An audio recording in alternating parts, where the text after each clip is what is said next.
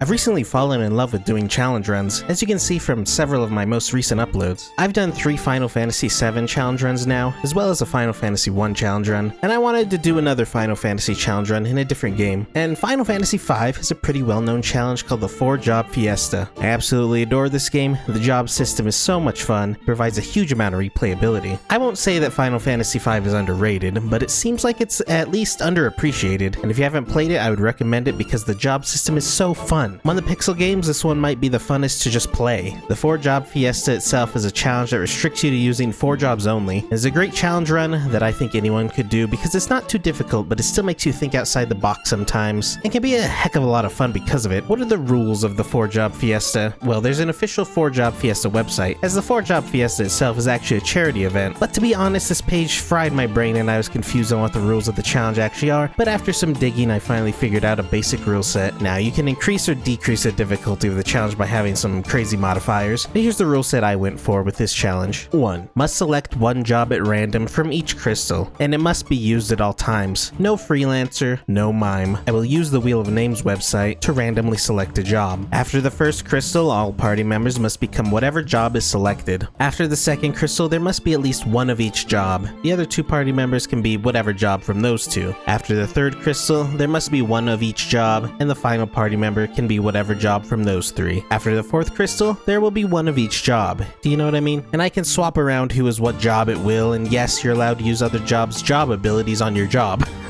For example, if I got White Mage and Red Mage, if I leveled up Red Mage on Bartz and then swapped him to White Mage, I could use the Red Magic job ability on him. I hope that makes sense. And 2, whenever a party member leaves for story reasons, such as Lena when you get to the merged world, I can use their job, and whenever they come back into the party, I just have to fix it and make sure everyone is on a different job. I'll explain whenever something like this comes up. For the Fork Tower, I keep everyone on a different job, as if they were still in just one party. That's pretty much it for the rules. It's kind of simple, but the challenge is fun for its simplicity. By the way, there are 6 Wind Crystal jobs, 5 Water Crystal jobs, when you don't include Mime, 5 Fire Crystal jobs, and 4 Earth Crystal jobs. So if my math is right, which it may not be considering I haven't been in math class in years, then that means there are 600 different combinations of jobs that you could get for this particular challenge run. Truly, Final Fantasy V is a very replayable game. Either way, with that out of the way, the run begins after several cutscenes. We start off as Freelancer, as we have not encountered the job crystals yet, and we meet Lena and Galuf and punch some goblins. We go through the pirate cave, meet Ferris, get a little tied up, and then Ferris agrees to help us. We head to Tool, see some scenes, grab some goodies, and make sure to play the piano. I wasn't exactly sure if I was going to get Bard, but just in case I decided to play every piano we came across. I wonder if this will pay off.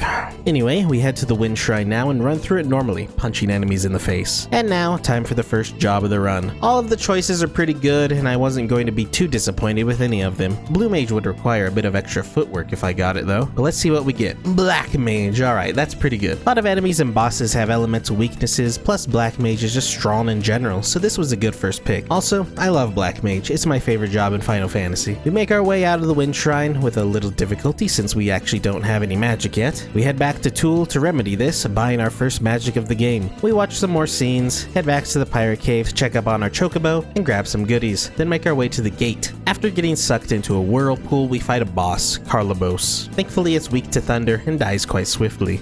We lose Ferris's dragon Sildra and get washed up in some wreckage. We make our way through this area, fighting spooky creatures. Our magic makes quick work of everyone, though I get a little worried wondering if we'll run out of MP. We continue through this area, and thanks to Galuf's amnesia, he doesn't fall for the siren's tricks. We can't really do anything until she becomes undead, which happens pretty quickly. At that point, we unload fire magic all over her and take her down quite easily. We make our way over to Carwin, rest up at the inn, grab some goodies, play another piano, and continue with our quest. Since we have no ship and no way to get to the next shrine, Galuf hatches a plan to use a Windrake. Luckily, Lena knows just where to find one. We head to the North Mountain, fight some enemies, including the dastardly boss Magissa. She calls her husband to her side partway through the battle. Luckily, we can use the recently acquired sleep magic to make Forza unable to do anything to us. Once he's asleep, we focus down Magissa, then Forza, making for an easy battle. We find the Windrake. Lena poisons herself, grabbing the dragon grass to heal the Windrake's wounds. The dragon gets healed and uses its magic to heal Lena as well. Bart has a funny moment, and everyone laughs at him. Something I really like about this game is how silly and comedic it can be, even though it also has some really dark and sad moments too. But it strikes a nice balance and makes this game all the more enjoyable for me. Either way, with the Windrake, we make our way to Castle Tycoon. We grab various goodies, watch some more scenes, like this nice scene with Lena and Ferris. We collect the rest of the chests and then head to Walls. We grab some goodies, then head over to Castle Walls, where we grab some more goodies. We head to the Tower of Walls, where the guards tell us we can't enter without the King's permission. We then head back to Castle Walls and inform the King that the crystal is going to explode if they keep abusing it, but he shrugs it off, even though it already happened to the other crystal because he's brainless. Anyway, a meteor then falls near the tower and the King goes to check it out. When we arrive at the Tower of Walls, we see that everyone is unconscious. We go through the dungeon. It's pretty straightforward, a couple secret paths that lead to chests, and then we make our way to the dungeon boss, Garula. He attacks pretty quickly and does a good amount of damage to our squishy black mages, and he wipes us once. We fight him once more, this time using plenty of potions to keep our health up and take him down. With that, we gain more crystals. The tower and the land around it sinks into the ocean, and Ferris's dragon Sildra saves us, but passes away shortly after. A sad day indeed. Time to spin the wheel. All of these jobs are really nice, except for Berserker. Berserker is basically just, you have Berserk permanently so you can't control it, and it just kinda sucks. You can't use items, which means you can't use Phoenix Downs or potions or anything with your Berserker. I was really praying I didn't get Berserker. Red Mage would be a little redundant, but getting access to dual cast would be really handy for our black mages, and having a bit of white magic would be nice too. Time Mage would be very nice as well, a lot of good buffs for the party and debuffs to put on enemies. Summoner would be pretty excellent too, and it would be fun to go around collecting the summons. Mystic Knight would be handy as it is a melee job, and you can make some bosses pretty easy, such as the Atomos boss using a sleep blade. So basically what I'm saying is that anything other than Berserker would make me really happy, and of course we get Berserker. Are you flicking me in the nuts? Well, we just have to work with the hand we're given, I suppose. Now that I have 2 jobs, I could go with 1 Berserker, 3 black mages, 2 of each, or 3 Berserkers, but that would be ridiculous, so I just go with 1 Berserker, and I make it Bart's because it seems like he has the highest strength. We head back to Walls, rest at the end, and get some equipment for Bart's. We head into the meteor and teleport to a different meteor, and make our way to Karnak, a city full of lava. Not sure I'd want to live here, that's for sure. We play another piano, go to the shop where we can buy a weapon for rather cheap, then get wrongly arrested. Sid blows up the wall to our cell while attempting to escape. Everyone laughs at him, and then his assistance is requested to help deal with the crystal, which he agrees to on the condition we get let out to help as well. Thank you, Sid. We buy some more magic, and the prices in the armor and weapon shop are back to normal now. Wonder why the devs made it so cheap to buy one the first time before getting arrested. Was it to incentivize the player to buy something since it was so inexpensive so that they get arrested to proceed the story? Probably. Either way, with our new magic and equipment, we head over to the fire-powered ship. Sid tells us to head down into the ship to deal with the monsters. Bart's sure loves to miss. I love this job that uses low hit rate weapons and is forced to do a normal attack forever. Goddamn you, Bart's, goddamn you! Our black mage army makes quick work of most of the enemies, and we make our way through the labyrinthian maze down here. Just how freaking big is this ship? It didn't look this big from the outside, that's for sure. We go through the vents, collect some treasure, and make our way to the final room. This place confused me a bit my first time playing, and it confused me even more this time. I tried to make it a goal with this challenge to not turn off encounters if I could help it, and it just made going through here even more frustrating. Eventually, we figured it out and grabbed the chest. All that for a single elixir. We head back to the previous room, which had a save point, use a tent, save, and quickly head through this room once more and into the boss room. We fight the dastardly Liquid Flame, who's thankfully weak to Blizzard. And even though he does big AoE damage, we take him down first try with no problem. We make our way to the fire crystal, which starts to explode. Thankfully, the Wolfman helps prevent the explosion for just long enough for us to escape. Thank you, Wolfman. I don't know why the villagers thought you were a bad guy. The castle is burning down, and we only have 10 minutes to escape. Oh no! There's a bunch of missable treasure here, which of course I just have to get, even though none of it was really all that necessary. With 2.5 minutes to spare, we fight the final enemy on our way and escape. We find 3 of the 5 crystals here, which made me a little confused about the rules, but you get the last 2, Ranger and Bard, pretty shortly after this. I just decided if I rolled Bard or Ranger that I would make it a priority to get them as soon as I could. I would be fine with anything other than Beastmaster, which, while handy in certain scenarios, is overall not very strong. Ninja would have been great for dual wield, Ranger would be great for rapid fire, though I don't think Berserker could benefit from rapid fire. And I thought Geomancer would be kind of fun because it's a neat job with a cool gameplay mechanic. We did go out of our way to grab the piano, so I thought Bard would be nice to get as well, to make it worth it. And lo and behold, we did indeed get Bard. Nice. Wouldn't have been my first choice, but I was happy that my efforts to play the piano did not go to waste. We won't be able to get Bard right away, not until we get a ship, so we head to the Library of the Ancients to continue the story. We fight some creatures and some books, we fight Ifrit himself, and then we fight the boss of the dungeon, Biblos. He's weak to fire, so he goes down with little trouble against our triple black mage power. We save Mid's life, though we were unable to save him from his terrible haircut, and take Mid back to Sid, who gets rid of Sid's depression even though he's just a kid, and we're glad that he did. Back on the ship, Grandpa has a little freak out remembering X's death and how he helped seal him away, and reveals he came from another world. I Either way, with the ship in hand, we head over to Crescent, where our ship sinks into the ocean. We then head to the Black Chocobo Forest, where we meet a Black Chocobo, who has the ability to fly, but he seems to have something stuck in his throat. So Ferris gives him a powerful slap on the back, and he spits up the Ranger and Bard job crystals. I make Lena the Bard for now, though I plan to have her be my Black Mage in the endgame, but I wanted her to be able to scene as well. I don't really know why I thought I needed 2 people who could scene, but it actually did come in handy a couple times, though not as handy as I initially thought. With that, we head back into Crescent, buy a harp, play the piano in this minstrel's house, who happens to give us our first song, Mighty March, which simply casts regen on all party members. We'll be visiting this guy a few more times in the future. With our new friend, we fly over to Jackal. Unfortunately for us, the Black Chocobo can only land in forests, so we have to make quite the hike over to Jackal. There isn't really anything that great here, but we do get another piano. We head through the Jackal cave, which doesn't really have much in it besides some treasure, and these asshole squirrels that instantly kill us. Not sure why I came here, to be honest. In the merged world, it leads to Odin, but I don't even have summoner, and I'm not in the merged world. Oh well, a small waste of time, but at least we got some stuff we can sell. We head to Istery, buy some goodies, and get kicked over this fence by the sheep. We talk to the bard, who teaches us Romeo's ballad. This briefly stops enemies, preventing them from attacking. I actually find it to be extremely useful for the early game. It's a bit less useful later on, where its effect only lasts like a second on late game enemies. With that, we head to Lix, Bart's hometown. We get another song, Alluring Air, from the bard who moved into Bart's house. This charms enemies, and I don't really use it until sometime around the middle of the game, and it's actually a lot more useful than I thought as well. I mean, it seems pretty obvious that making enemies hit each other would be useful. It's a bit annoying with Berserker since they might hit a guy you don't want to hit, uncharming them, but it was still mostly beneficial. We watch some emotional scenes. It still surprises me that such a goofy and silly game can really nail the emotional parts as well. This game is great, I tell ya. We head over to the Library of the Ancients and inform Sid about the sunken ship. He just says he'll build a new one and tells us that Keen Tycoon was spotted in the desert, and we head there next. We can't get past the sand, but thankfully Sid and Mid bring the dastardly sandworm to our position, who we defeat and walk on the hardened ground it left behind. We head into Gone,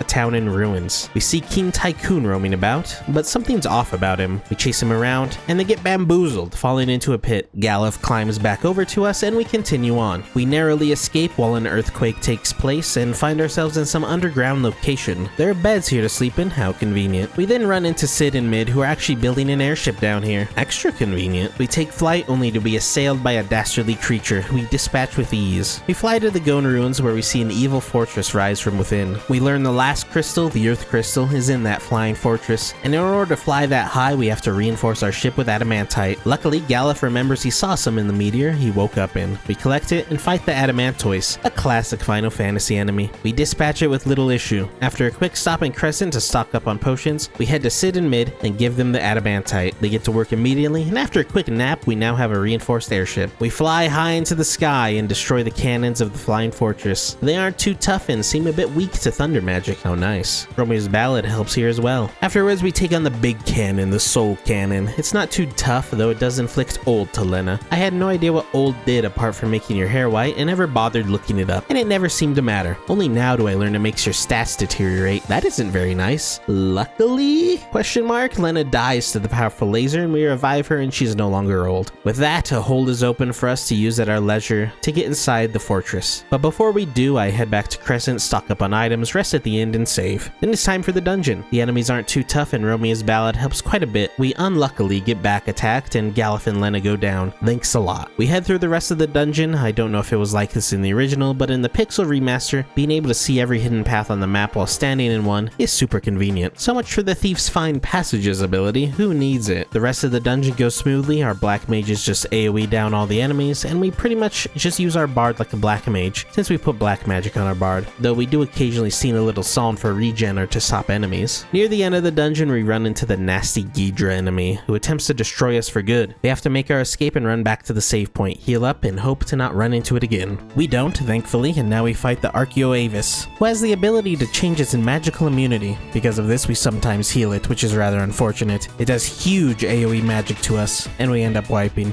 We go in again, and I make sure to pay extra close attention to when the game pauses and the boss's shadow flickers. This means it's changed its affinity, and we use weak magic to see what it's immune to before blasting it with higher level spells again. It's a long, grueling battle, and we have to make sure to keep our health up, and thankfully it goes down. And then it revives itself. I about shit my pants. We just stick to what we were doing already and take it down one more time. I was prepared for it to revive again, but thankfully it dies with Lena and Ferris on death's door. Keen Tycoon seems to be possessed and overloads the Earth Crystal. He knocks us away, but all of a sudden Cryle bursts through the wall. She blasts the Keen with some magic and knocks him away, and she doesn't even have a job? Nice job, Cryle. You are awesome. By the way, brief tangent, remember when the new Dissidia mobile game was revealed and people called Cryle a Terra clone? Got me fuming like you wouldn't believe. Play the other Final Fantasy games, people. They're all great in their own ways. You don't have to just play 6, 7, 9, and 10. Anyway, tangent aside, Keen Tycoon comes back to his senses, but it's too late. The crystal shatters and oh no,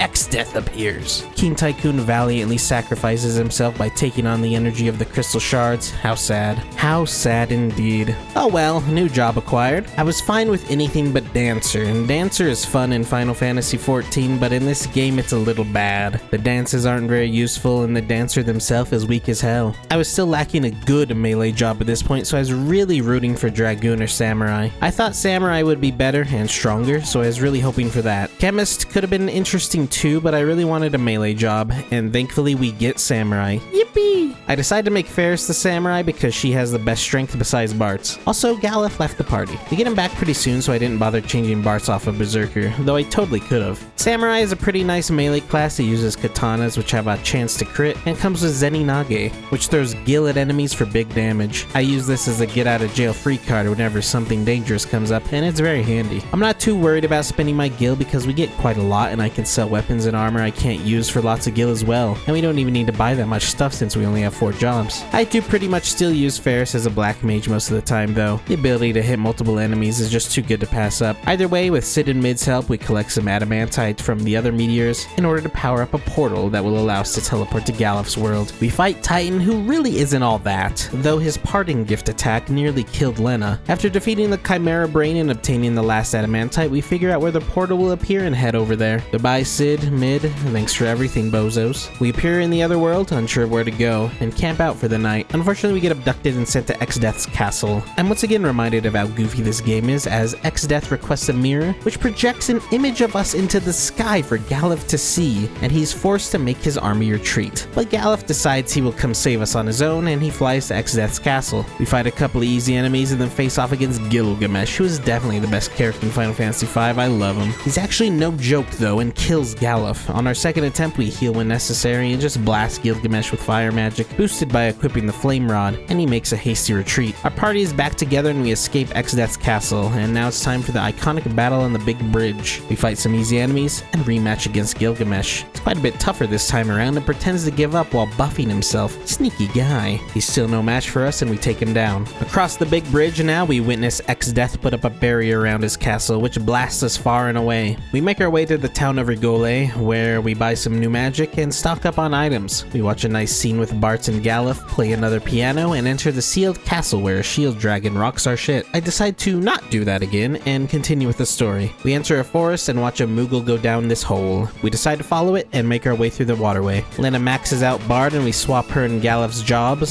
Since Lena has more magic, she'll be better as a black mage. We fight a skeletal Tyrannosaur in order to save the Moogle, but it stomps us into dust. I then fight it again and just use the Phoenix down on it, which kills it instantly. We then look for the Moogle village, find it, but the Moogles run away from us. The Moogle we saved earlier rewards us with some goodies, and we find a Moogle suit which seems to put the Moogles at ease. A Moogle informs Cryle that we're at the village and she comes to pick us up. Thanks, Cryle. We learn that Galuf is a keen and pillage his castle for some goodies. Kryle's Windrake is in a bad way, so we decide to look for dragon grass, and Galuf tells us where some might be, so we head that way. First though, we enter the wolf village. Kelger doesn't seem to trust us despite Galuf's word, but Bart is quite clever and knows how to defeat this trick, something he learned from his dad, who was apparently one of the 4 heroes heroes who helped Galuf and Kelger. Truly a revelation for the ages. Either way, after some lore scenes, we grab some goodies and head to Drakenvale in hopes of finding dragon grass. We scale the mountain and discover that Requiem does quite a good bit of damage to the dastardly zombie dragons. We run into a stone golem who runs away, and then later on run into him again, but this time he's being attacked. Save him! Bart's, being the stupid berserker he is, attacks the poor golem, but it's not enough to kill him and we save him from the zombie dragon. He thanks us by joining us as a summon, which I can't use. Maybe I should have killed him after all. We make our way to the dragon grass, but actually discover it's a nasty evil plant. It seems to resist fire, which I found quite odd, but bio seems to do a good bit of damage to it. Ferris died, which almost made me furious, but the boss didn't actually give any XP, so I wasn't too mad. We make our way back through the caves and leave. We rest up at the wolf village and make our way back to the castle. The stupid gate guards think we're trying to trick them, so Galuf leads us to a secret passage. Seems pretty easy to get into. You sure seem to have a lot of hope that the monsters won't find it, Galuf. We head into the castle and Cryle seems ill and reveals the sage Guido is calling to her physically. Lena tries to give the Windrake some dragon grass, but it seems wary, so Lena has the brilliant idea to eat some herself and poison herself to make the Windrake eat some. Why is she like this? Don't worry, because Cryle gets out of bed and heals Lena back to health. We head to the Sage's Island, but it sinks under the water. Oh my god! Xdeath does his evil cartoon character laugh, and we fly over to Surget Castle. We get some goodies and buy some stuff from the shop as usual, and head over to Zezet, who has a fleet attacking one of the towers around Xdeath's castle in order to get rid of the barrier. Monsters attack and we fight them off, and then Gilgamesh shows up for another rematch. You'd usually want to steal from him because he has really good unique gear, but we have no thief. Oh well. He summons a companion who we defeat, and once we get Gilgamesh low enough, he looks around for his companion, who I guess he didn't notice was gone. Oh Gilgamesh, you are a silly guy, aren't you? With that, we head into the barrier tower. Zezet decides to take care of the generator in the basement while we head up to destroy the antenna. We meet a new friend called the Reflect Knight who reflects my magic. Thanks a lot. We open a chest with a red dragon inside it. He's extremely tough and wipes our party multiple times. It doesn't help that I put bone mail on Ferris, not knowing that it makes you undead or something, and using potions on whoever is wearing it kills them. Good lord. This chest turned into 2 yellow dragons. I don't know if it's random or what, but I never saw the red dragon again. After dying over and over, I decide to see if I can leave, which I can, and I go back to Surget Castle to get some different armor and stock up on some items. I head back to the barrier tower, and the fight goes much smoother this time. We head up the tower, fighting some enemies along the way, and collecting some treasure. It's pretty straightforward and we make it to the top, only facing a bit of trouble against the level tricker. At the top, we attempt to destroy the antenna, but are stopped by the Atomos. This dickhead loves to cast Comet, which usually results in the death of whoever gets hit. Whenever a party member is downed, Atomos attempts to suck them up. It's quite annoying, and I remember having some trouble against this guy when I first played FF5. A very handy way to deal with him is to use Mystic Knights and use a Sleep Blade, as Atomos can be put to sleep. We don't have that luxury, and we die. After a bit of struggle at the start, I finally figure out a solution on the second attempt. I have Lena and Galuf spam the sleep spell, hoping it works, while Bartz does his berserker thing, and then I have Ferris use Zeninage to spin some gil and pretty much destroy this stupid chump. Remember kids, if you ever have a problem, just throw money at it. Great lesson, I know. Unfortunately, Zezet knows he's doomed and contacts Galuf via Bluetooth to go on without him. Galuf becomes emotional and Bartz has to stop him. Zezet, you will be missed, even though I literally just met you. Galuf is a bit sad and we get back in the submarine. We go over to Moor thanks to our new submarine, play the piano, do a little shopping, and then head over to a cave. There wasn't really much to do here other than defeat this unique enemy who gives us a summon. Why did I come over here? Oh well. With that, we head to Sage Guido's cave. It's a tricky one and there's a lot of hidden paths we have to navigate. Luckily, we make it through with no real issues. We watch some lore scenes and Guido tells us Xdeath is heading for the Forest of Moor. I wish we could use teleport to get out of this cave instantly. Unfortunately, it's white magic, so we have to book it all the way through the cave. We head back to Moor, stock up on potions after the Long Sage Cave, and head to the Forest of Moor. These enemies have quite the tricky attacks and Romeo's ballad isn't stopping them for very long anymore. This is where I learned the alluring air is quite good, and the enemies become much less of an issue. We collect some chests, a fire breaks out, and a Moogle leads us to safety. Thanks, Moogle. We leave and the forest is looking a little crispy. We enter the Guardian Tree and fight this dastardly enemy. Not really sure what it is, but fire seems to heal one of them. That's not good. Also, they love to use AoE attacks that fucking kill my entire goddamn party. Thanks a lot, slime thing. After dying a bit to these punks, we decide to throw money at the problem once again. Zeninage is very handy indeed. I'm quite glad I got Samurai. Now, for tragedy. Xdeath appears and uses the crystals to own us. Cryle attempts to come save us as she senses danger, but Xdeath Xdeath traps her in a magic force field of doom, or whatever, and her death seems imminent. Galuf, being the awesome grandpa he is, simply refuses to die through the crystal and saves Cryle from the dastardly energy, taking it himself. He then 1v1s Xdeath, who is like 20 feet tall, and despite being on 0 health, perseveres and beats up Xdeath good. Xdeath, not feeling so hot from this duel, takes the remaining crystals and teleports away. And sadly, our friend, our party member, Galuf, is dead. This was a sad scene indeed. Cryle becomes sad, but hears Galuf call out to her and finds the strength to move on, and also acquires all of Galuf's job levels. How nice. I was kind of hoping Cryle had a higher magic stat than Lena because her black magic sprite is so cute, but unfortunately Lena is higher. Darn. Guess you're staying barred, Cryle. Sorry. We find ourselves flying above the burned forest and head to Moor to heal and stock up on items. I head to the sealed castle again just to fight the shield dragon and don't really fare much better. I don't know why I wanted to fight him so much. It's not like we can get any of the legendary weapons right now anyway. Either way, it's time to head to Castle Xdeath and try to finish this once and for all. We find ourselves at a dead end, but Kelger uses the last of his life energy to reveal the true form of the castle to us. Oh my god, it's scary here. This room with lava has a secret chest that we have to wade through lava for. Usually we use float, but it's time magic, and we don't have a time mage. Sad. Even sadder is that the chest was not worth it. Every step in lava we take 50 points of damage, so every 10 steps it's time to use a high potion. Good thing I stocked up on them. We make our way through some rooms and find ourselves in another lava room. Oh geez, it's pretty rough in here. I sure hope there isn't a lava dungeon later with an enormous room filled with lava that we have to press 3 switches in. That would be unfortunate. Up here we find ourselves in a room with pitfalls. How nice, thank you. Perhaps a little cheap, I just used quick save to cheese this a bit. Thank you, Pixel Remaster. We open a chest and what's this? It's empty? Who could have Gilgamesh? You cheeky devil. Gilgamesh still isn't the toughest fight, but he has some nasty debuffs now. We use Zeninage to make our lives a bit easier, and he pulls out what he thinks is the legendary sword Excalibur. But his Excalibur is phony. It's more like an Excalibur, which he gives us at the end of the battle. Thanks, I guess? Xdeath isn't impressed by Gilgamesh's performance and sends him to the void. What the hell, Xdeath? Kinda mean, bro. We make our way to the end of the dungeon and face off against Xdeath himself. He's a bit of a tough cookie, but we keep our health up, continue to pummel him, use Zeninage at our leisure, and take him down. Cryle and Ferris were dead though. Luckily, this guy doesn't give us any EXP or AP, so I wasn't too bummed. The crystals shatter, the ground shakes, and suddenly we find ourselves in a field. And what's that? Castle Tycoon? Are we back in Bart's world? We enter Castle Tycoon, watch some scenes, and then Bart and Cryle decide to go check some stuff out and slip away from the party. They meet back up with Bart's chocobo, Boko, who now has a wife. Good for him. He waves goodbye to his chocobo wife and goes off on an adventure with us. We find ourselves on a path where we fall into a hole.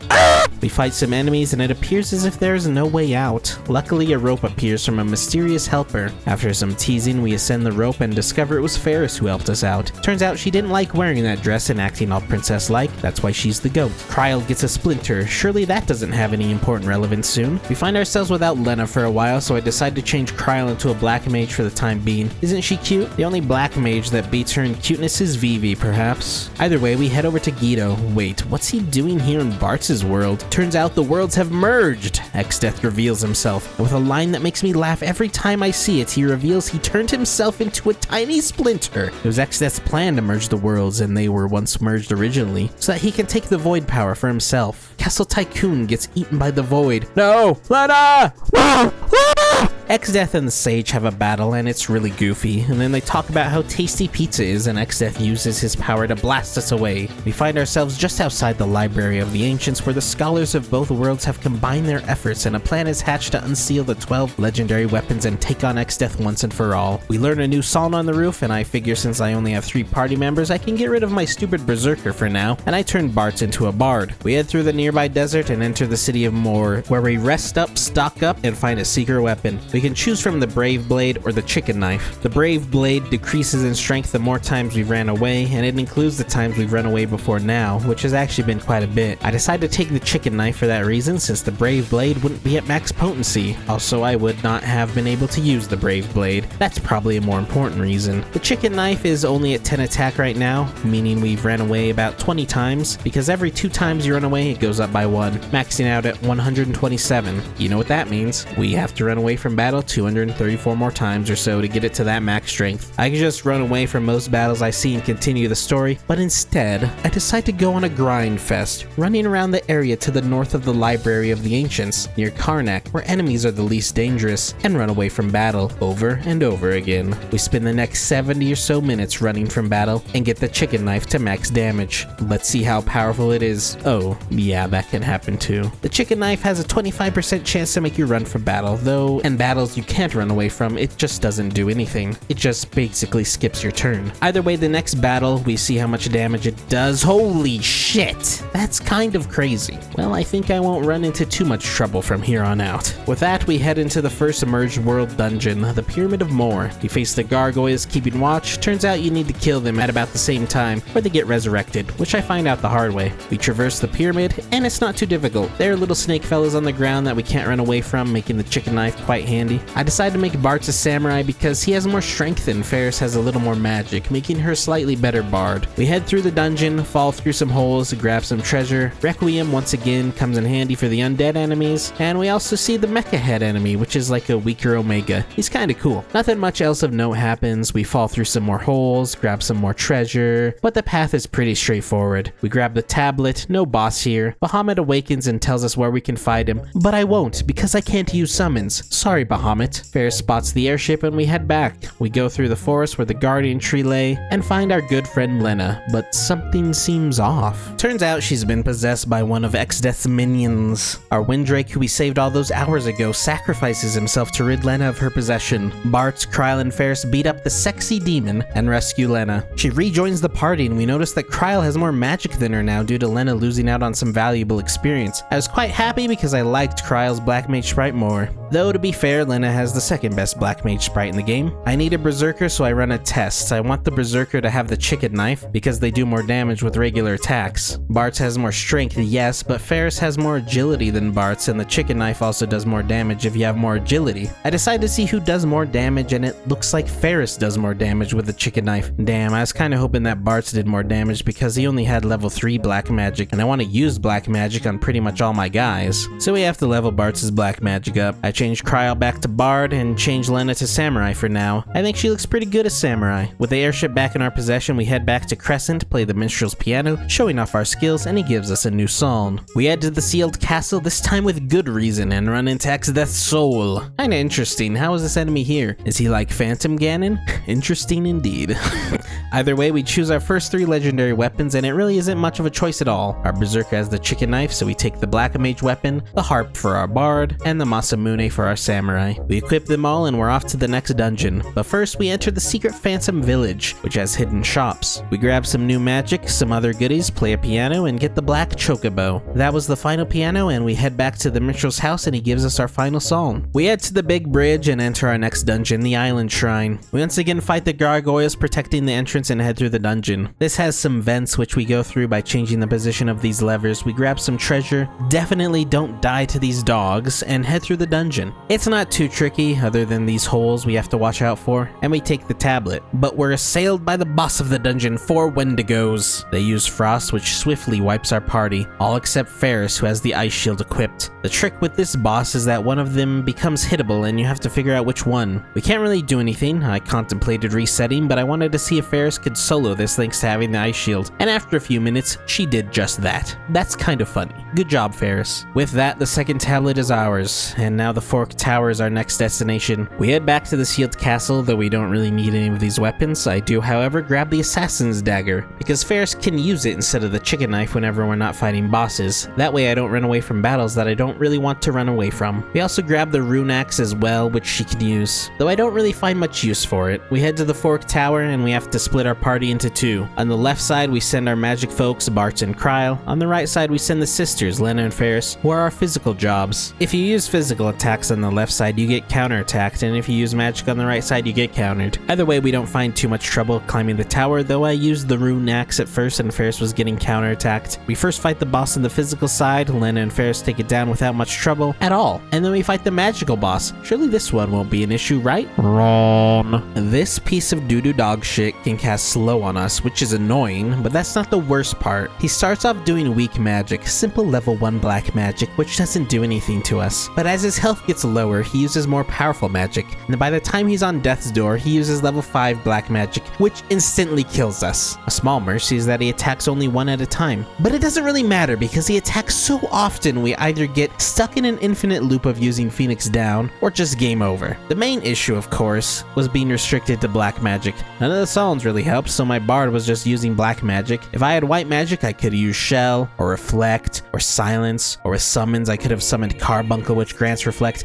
Ugh. I fought this asshole for 30 minutes straight before deciding to give up and go seek out a way to defeat him. My idea was simple: get some Reflectorines. We can get one by defeating Leviathan and finding one in a chest, both at History Falls. I head over there, but oh, you can't go to the actual dungeon itself until you get the submarine. That's okay. What do I need to do to get the submarine? Oh, I have to beat the Fork Tower first. Okay. I head to History Falls anyway on Chocobo back, but this is only the top and we acquire the magic lamp, but not much else. The magic lamp is kind of cool actually. It summons every summon in the game starting with the strongest, Bahamut, and goes down. It's not against the rules of this challenge to use it, but I don't think it'll be enough to defeat Omniscient. Actually, don't even use the magic lamp until the final boss, as I was lazy and did not want to have to come back here to recharge it, as you have to recharge it to use the strongest summons again.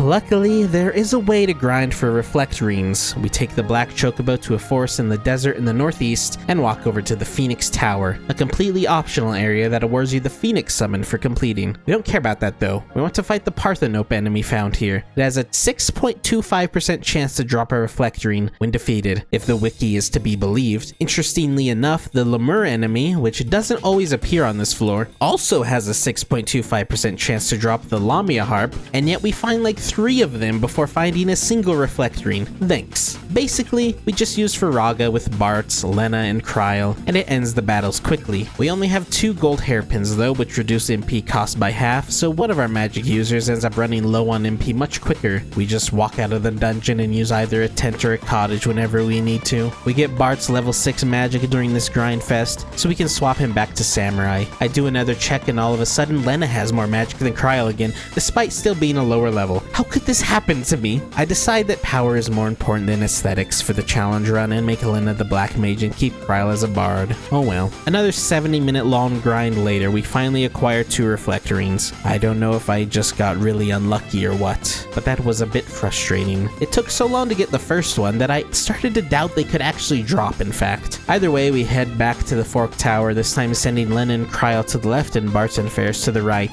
Bartz and Ferris easily dispatch their boss, and the Reflectorine literally turns this boss into a joke. It's actually unbelievable how easy he was after I suffered so long fighting him before. With the Fork Tower defeated, we gain access to Flare, the ultimate black magic, which I'm pretty sure does less damage than Faraga for my black mage because the legendary Magus Rod makes elemental magic do more damage, but no matter, and we find ourselves in a familiar underground base. We help Grandpa Sid down from the wheel, Kryl and Mid share a nice moment, and the submarine is ours at last, thanks to Sid's hard work. We head to the Great Sea Trench, our next dungeon, and oh god, oh fuck, it's full of goddamn lava! Being unable to use float is really sucking right about now. These enemies are a little tough too, but we push on. We drink some high potions whenever our health gets low, meet some dwarves very briefly who greet us with the classic lolly-ho, and we find ourselves in this fuck-ass room. It would be no trouble with float, but holy hell, this room is like 99% lava. After traveling to the right to grab treasure, and then heading to the bottom to push one of the 3 switches, I make a choice. I didn't want to do this, though it is a feature of the Pixel remaster, but I end up turning off enemy encounters. My high potion count was getting dangerously low. After we leave this room, we heal up, turn encounters back on, and grab the tablet. We fight the boss Phobos. You have to kill them all at the same time because they just come back to life if you don't. Ferris isn't really very helpful in this case, as she only does big single target damage. We end up dying, so I make Ferris weaponless and use Thundaga with Lena and Kryl, as it's the only magic that damages them all, as one of them heals from fire and one of them heals from ice. And of course, we use Zeninage with Bartz. Lena and Kryl die, but Bartz finishes the job and we get the 3rd tablet. We can't teleport out, which makes me sad, and I once again turn off encounters and just get the hell out of here. I didn't like having to turn encounters off, but this challenge is meant to be fun. That's super frustrating and making me want to scratch out my own eyes from their sockets. We heal up in the sub, head to the sealed castle, grab 3 weapons that don't matter, head to Moor to stock up on high potions and other items, then head to a cave which leads to the entrance of History Falls at last. We fight the gargoyles as usual,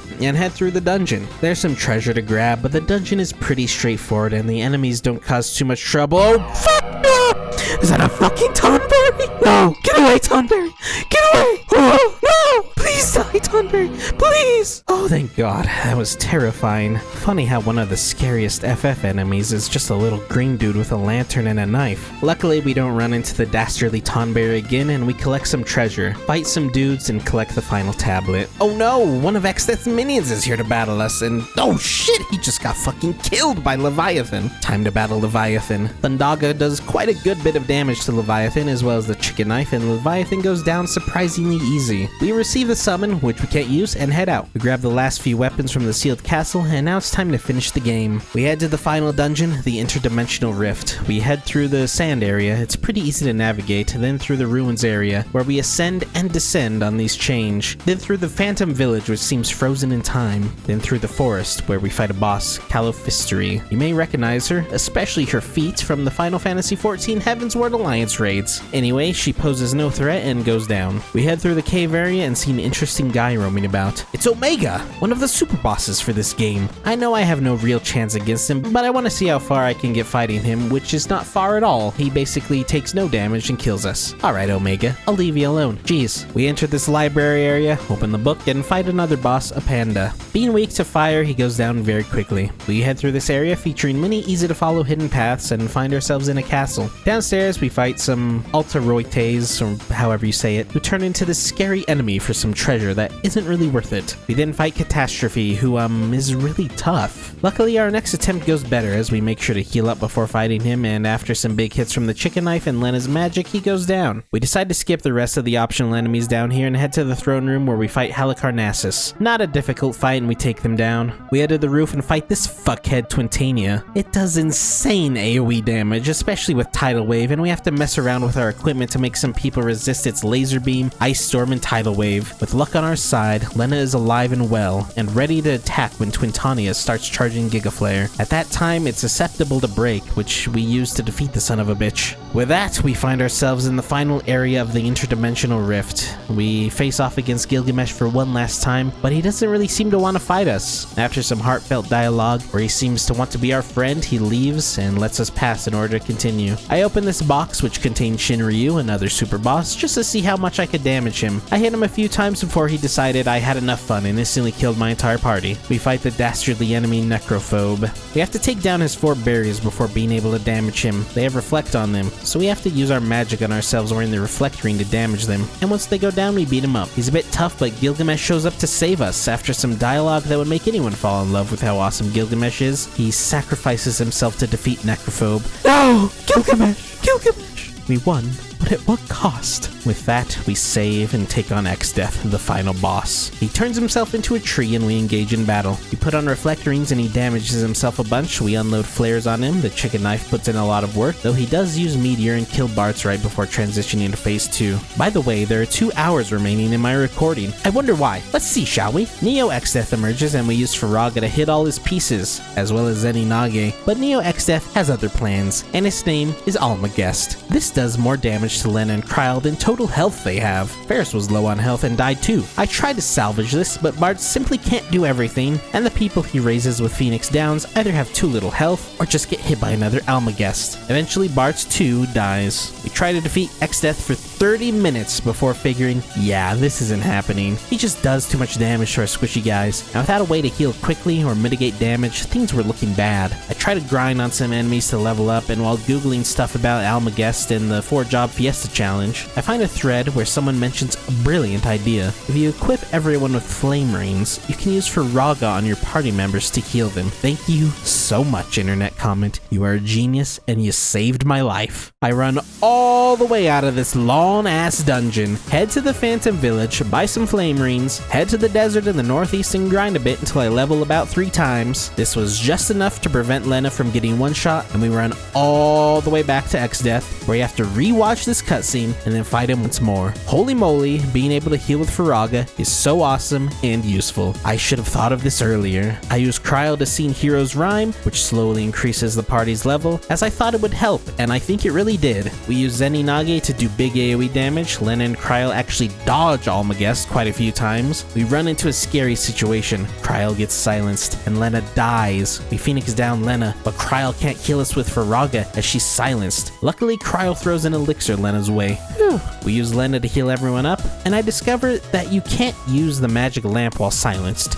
Bummer. The firing strat is so damn good. I mean, look at this. So awesome. A close call near the end. Only 2 of Neo Exodeth's body parts remain. The one all the way at the back can be killed by Zantetsuken, and so we use the magic lamp a 3rd time, summoning Odin, who kills it. Bart and Kryl are berserked, which isn't ideal, but with only 1 body part remaining, Bart slices it, killing Neo Exodeth. I hopped out of my chair in pure excitement and bliss. Finally, Neo Exodeth was no more. We watched the incredibly long credits, make a new save with a beautiful star next to it, and the run is complete. Exdeath defeated with only 4 jobs. I think the mix of jobs I ended up getting weren't exactly the best. Black Mage pretty much carried the whole run, and Samurai to some extent with Zeninage. Samurai and Berserker could have benefited from Knight's 2-handed ability or Ninja's dual-wield ability. I mean, Berserker in general was just a boring pick to get. Literally any other water crystal job would have been more useful, more fun, more interesting, and simply better to get, but oh well. As I said, there are 600 different combinations to get, so this challenge is a ton of fun for everyone. Just hope you don't get Berserker like I did, and don't forget you can heal with black magic and the flame rings. Boy, that was useful. Either way, try out this challenge for yourself, as long as you played through Final Fantasy V normally at least once, of course. This game I feel is a bit underappreciated among the Final Fantasy games. I mean, it's hard to stick out when you have games like Final Fantasy 6, 7, 9, and 10 to compete against, but this is one of the funnest Final Fantasy games in terms of raw gameplay experience. During my first playthrough, I just had so much fun experimenting with all the different jobs, and I collected a bunch of blue magic. It was just so much fun. I can't recommend this game enough. Either way, I hope that you enjoyed this video. I hope it inspires at least one person to try this challenge, and of course, if you did enjoy the video, feel free to like, comment, subscribe, share it with your pals. You know the drill. You've probably heard those words plenty of times, but I have to say them, of course. Anyway, I truly do thank you for watching. I'm not sure what my next video will be, probably another Final Fantasy VII challenge, because I haven't thought of what the hell to do in any other Final Fantasy game yet, but I'll try to think of something. But yeah, anyway, thanks for watching. I'll see you again soon, and for now, goodbye.